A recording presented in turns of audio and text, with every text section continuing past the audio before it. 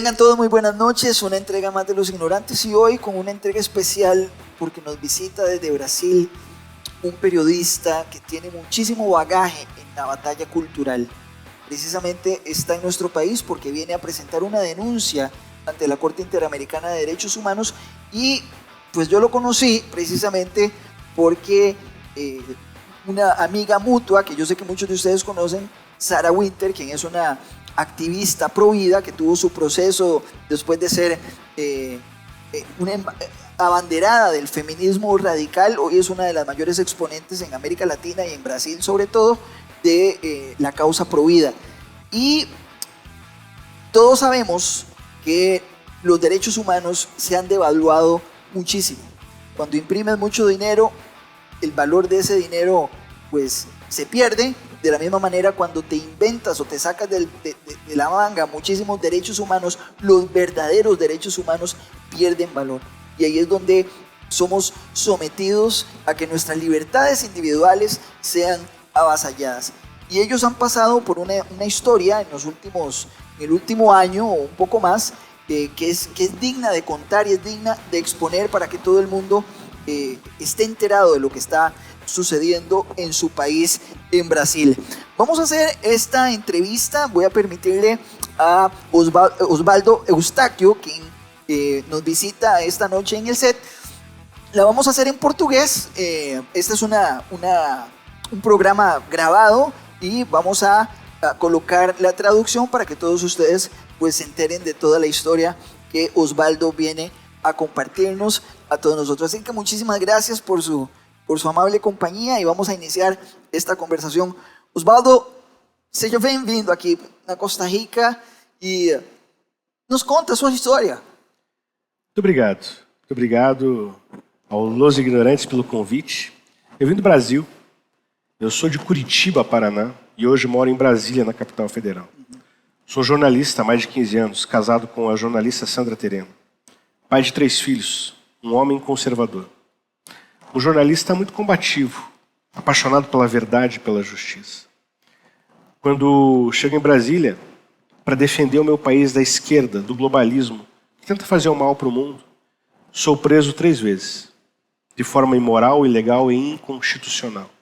Eu sou preso por crime de opinião, o que não é previsto no Código Penal brasileiro, o que fez o Brasil descumprir o Pacto de São José da Costa Rica, dos direitos humanos, e é por isso que eu estou aqui, para denunciar à Corte Interamericana os abusos de autoridade da Suprema Corte Brasileira, que tem prendido pessoas de forma ilegal.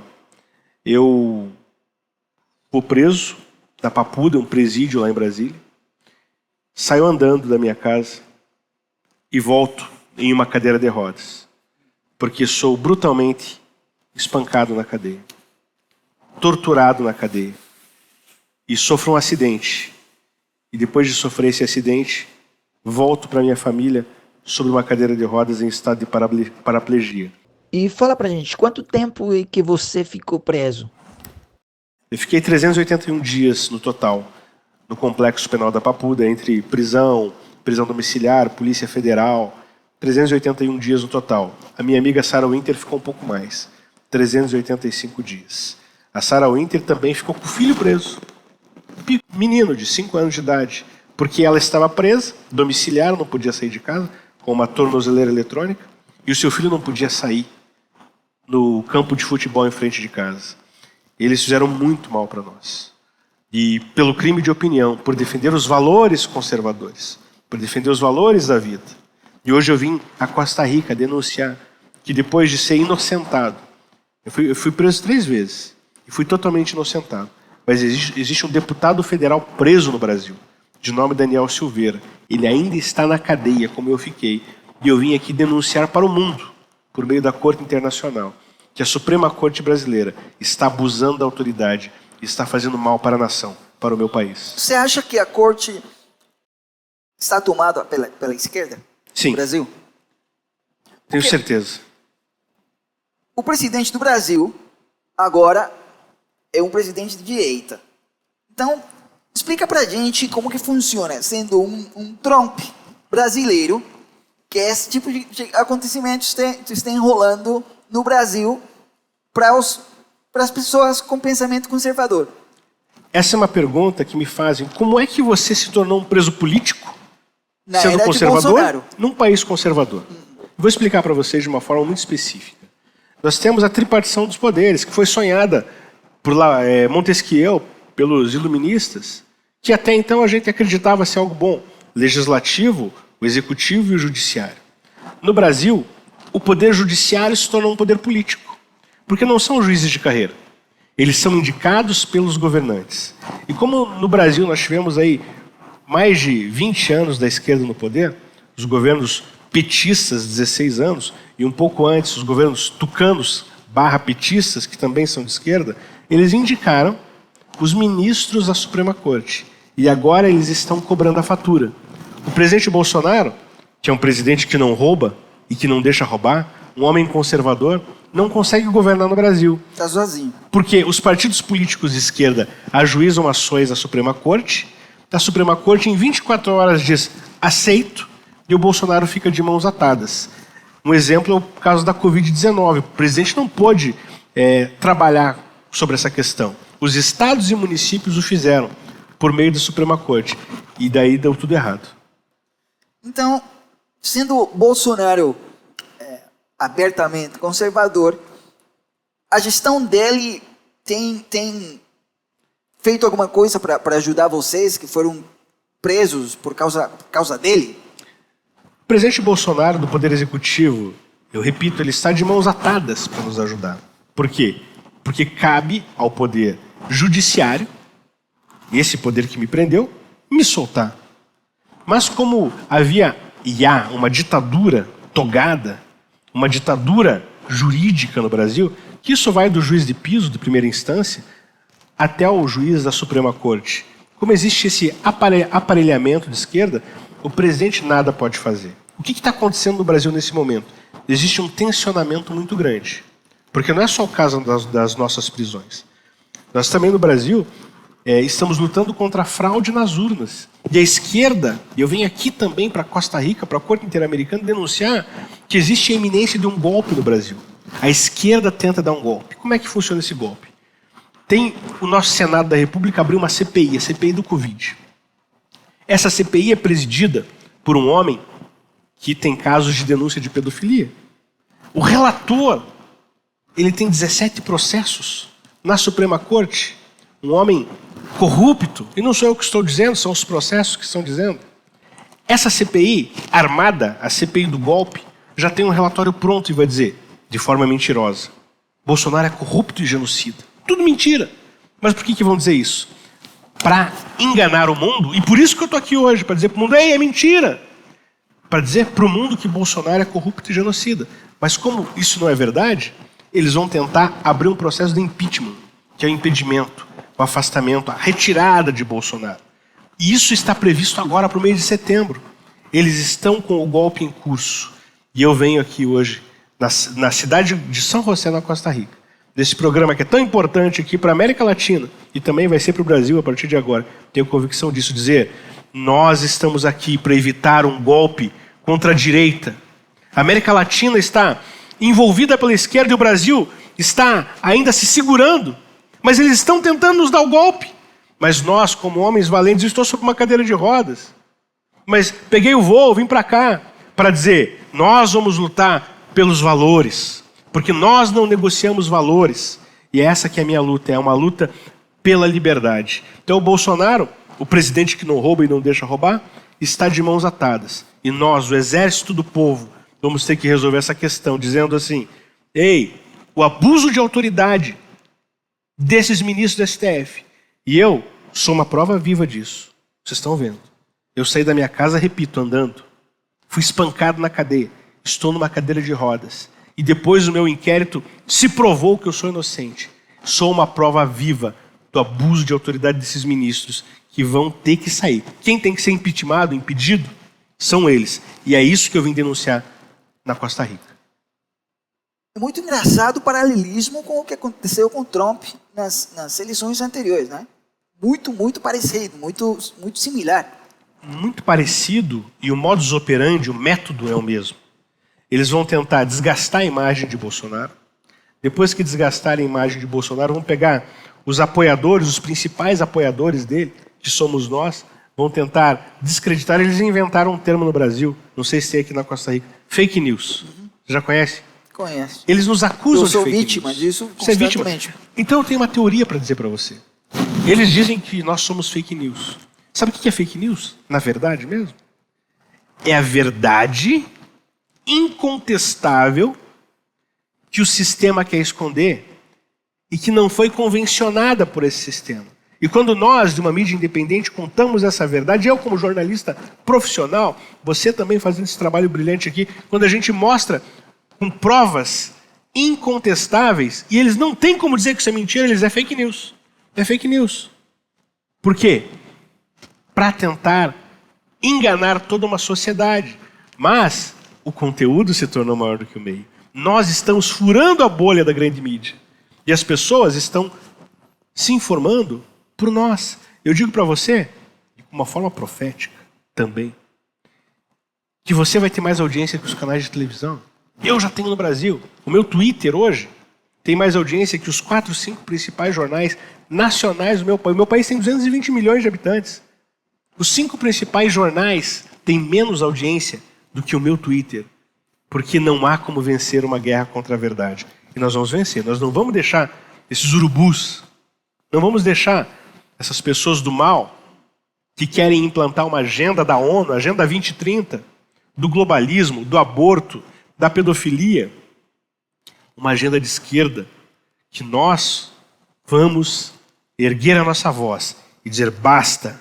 Eu saí do meu país para denunciar ao mundo que no Brasil existe um deputado federal neste momento preso por crime de opinião, o que na Constituição brasileira, no seu artigo 53, é vedado. Fala um pouco para a gente como é que funciona, por que é que esse deputado está preso hoje? O que ele fez? O deputado Daniel Silveira, um homem valente, corajoso, que apoia o presidente Jair Messias Bolsonaro. Ele gravou um vídeo e fez uma crítica aos ministros do Supremo Tribunal Federal. Ele disse, olha, tem hora que dá vontade de até brigar com esses ministros, alguma coisa nesse sentido. E este ministro, Alexandre de Moraes, criou uma lei inédita, inventou uma lei dizendo assim, ó, esse vídeo é um crime em flagrante, ele está falando mal dos ministros da corte. Prenda-o em flagrante delito. Não houve atuação do Ministério Público, não houve atuação do órgão acusador, o próprio juiz. Ele foi o acusador, o juiz, depois ele julgou o habeas corpus, ou seja, uma instância única. O que o Pacto de São José prevê de uma forma clara. Você não pode ter um juiz único. Eu estou te ouvindo falar e quase na Cuba. É inacreditável. Na Cuba. Pior que Cuba, pior que Venezuela, tem sido a ditadura da toga, da Suprema Corte no Brasil. E eu vim aqui para denunciar, vocês não estão entendendo, meus amigos. O Brasil está tensionado. O Brasil está tensionado. O presidente da República chamou um ministro do STF. Disse, ó, você está esticando a corda. Você está esticando a corda. E essa corda está prestes a romper. O mesmo inquérito que me manteve preso por 381 dias, que mantém o deputado federal Daniel Silveira preso, agora eles colocaram nesse inquérito Jair Messias Bolsonaro, presidente da República. Daqui a pouco o ministro vai fazer uma busca e apreensão, vai tentar prender o presidente. Isso pode acontecer. Mas se isso acontecer, se isso vier a acontecer, o presidente da República está preparado. Por quê? Como? Porque no Brasil, nós temos, na nossa Constituição, 2 formas legais de resolver essa situação. Primeiro, é por meio do impeachment contra esses ministros. E é isso que eu vim fazer na Corte. Eu pedi uma medida cautelar para falar, sou uma prova viva de um abuso de autoridade. Emita para o Brasil uma recomendação para indiciar esses ministros. E também no Senado da República, que é o local, o foro adequado para isso.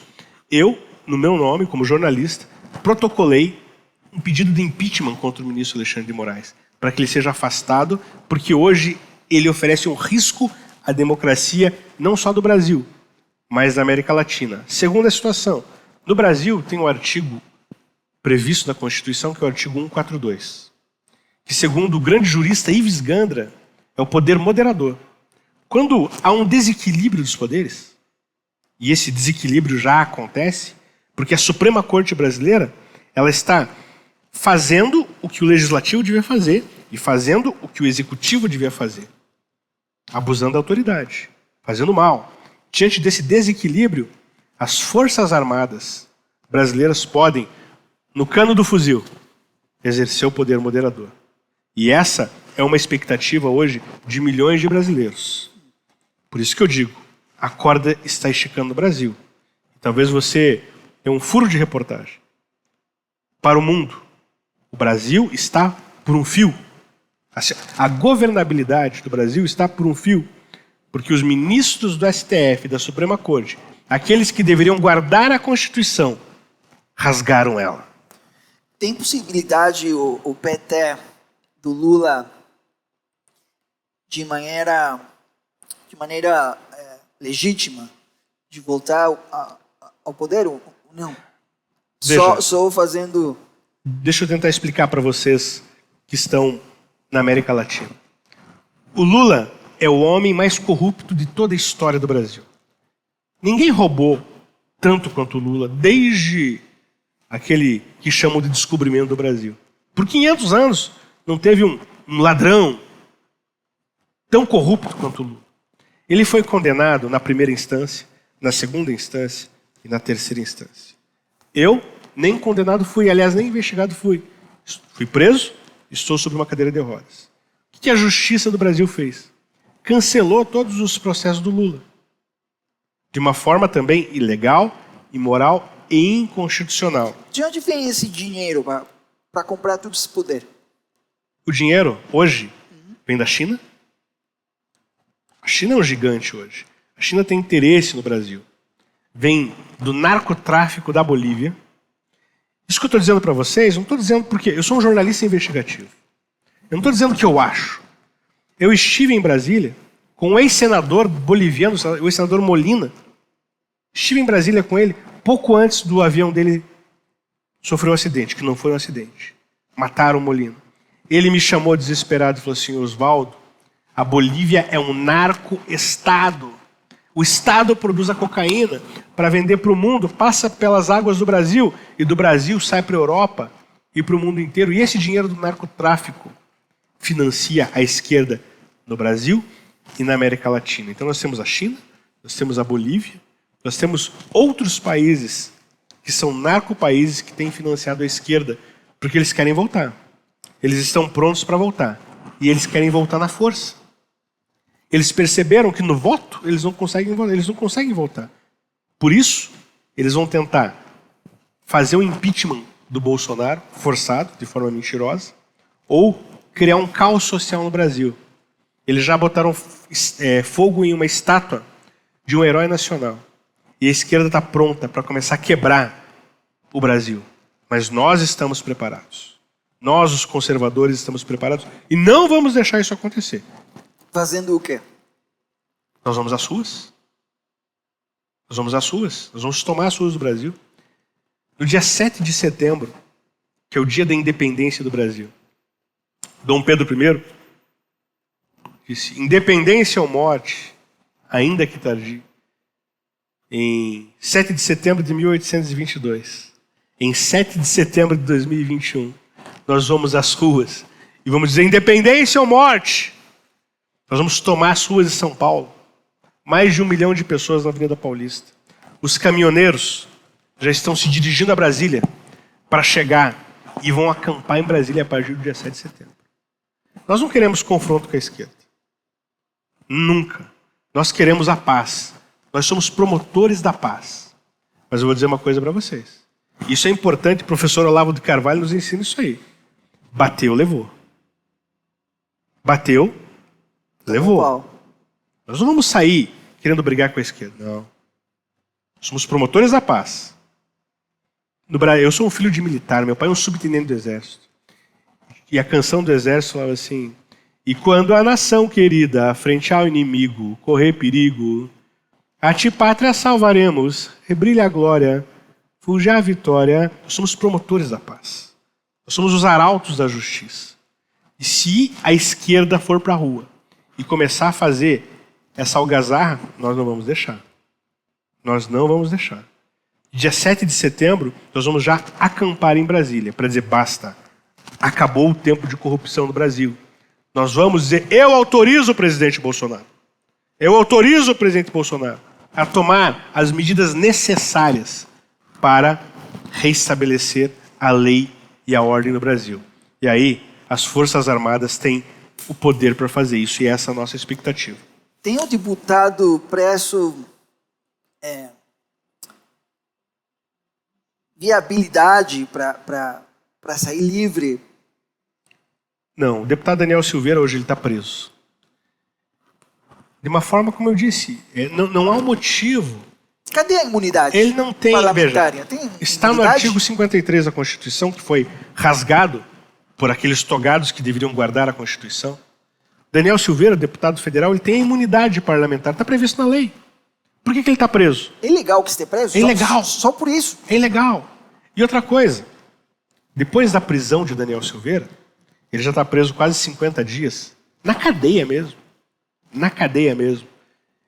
Não há previsão legal para isso. Há uma.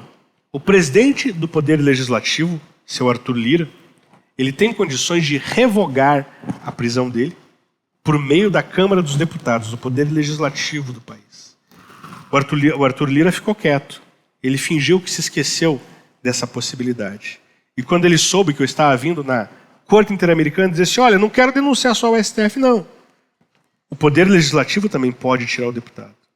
E aí ele está se mexendo e agora vai colocar em plenário para revogar a prisão do deputado Daniel Silveira.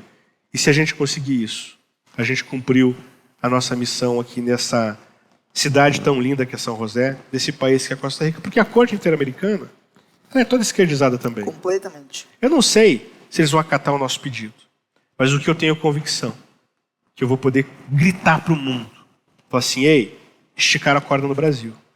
Eu sou uma prova viva de abuso de autoridade da Suprema Corte.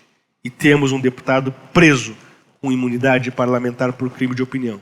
Certamente o mundo saberá disso depois da minha vinda para cá. Oswaldo, essa aqui é a sua casa e tomara que tudo esse rolo pode se esclarecer o antes possível. Eu acho difícil que sendo a Corte Interamericana de Direitos Humanos aqui na Costa Rica esteja tomada completamente pela esquerda, mas a batalha tem que continuar. Mas tem algo importante aí, muito importante. Eu me tornei um símbolo de liberdade para o meu país e agora para o mundo. Se a Corte Interamericana nada fizer, acabou a legitimidade que eles tinham para fazer pelos esquerdistas, como fazem há tanto tempo. Se eles entenderem que minha prisão é correta, eles vão ter que prender muito jornalista de esquerda.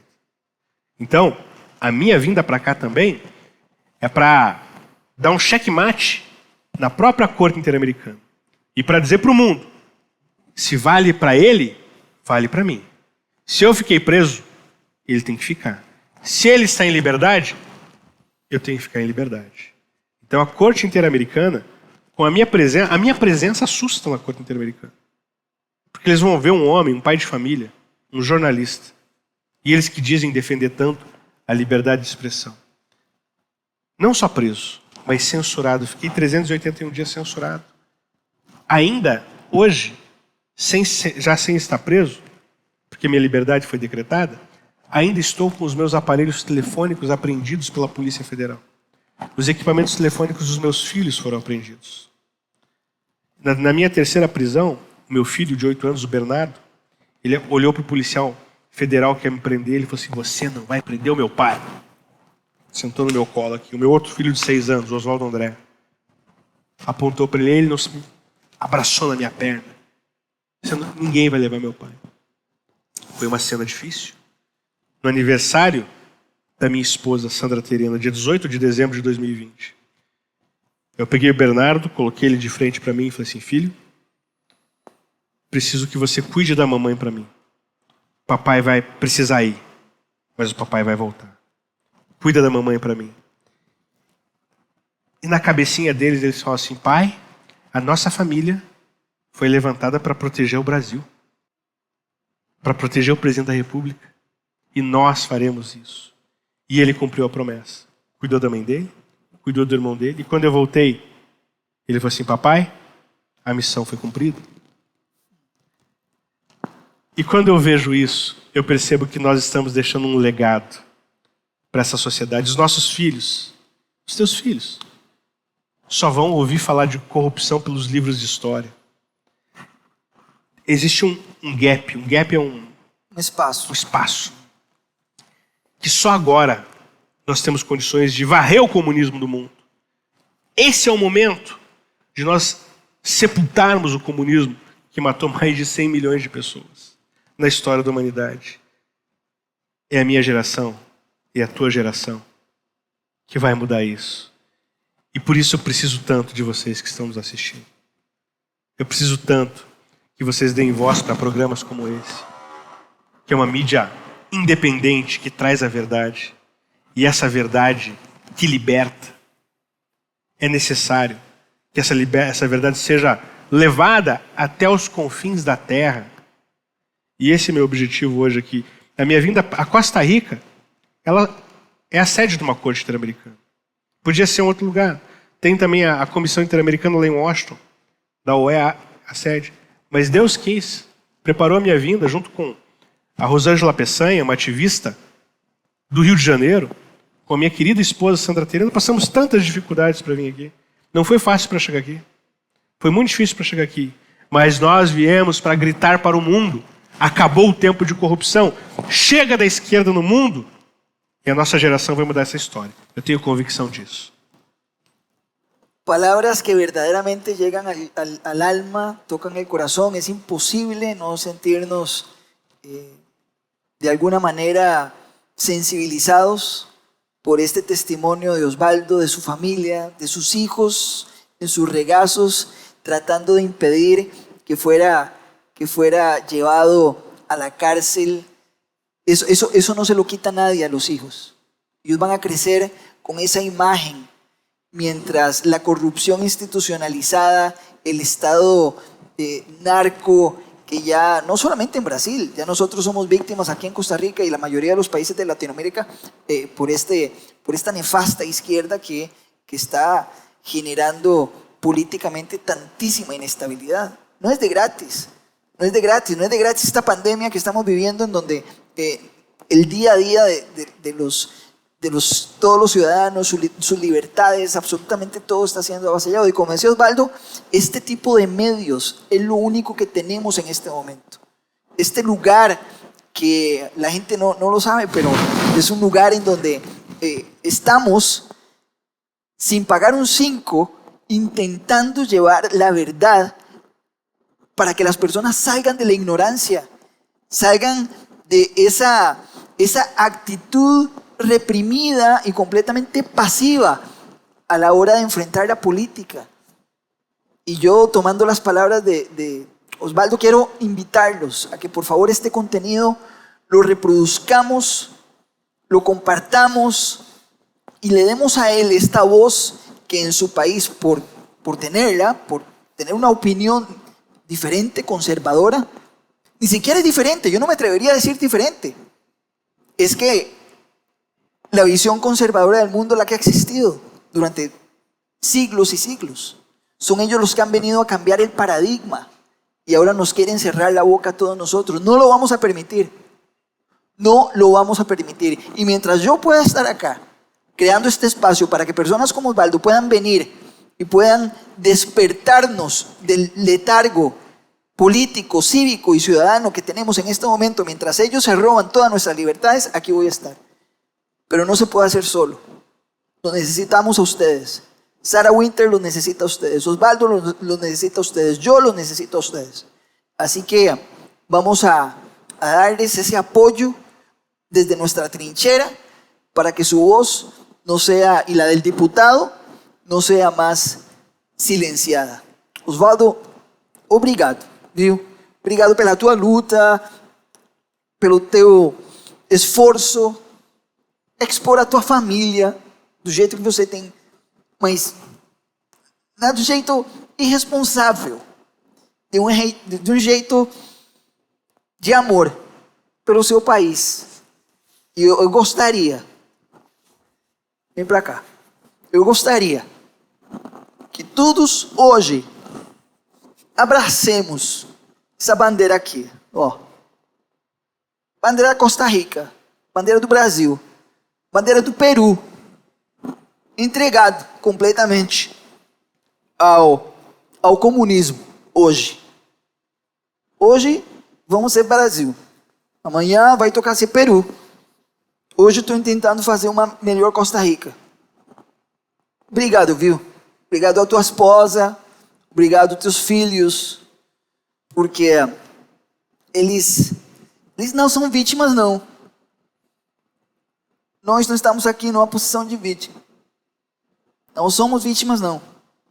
Nós sabemos o que vale o país. Nós sabemos o que valem os valores da família, da vida, da responsabilidade.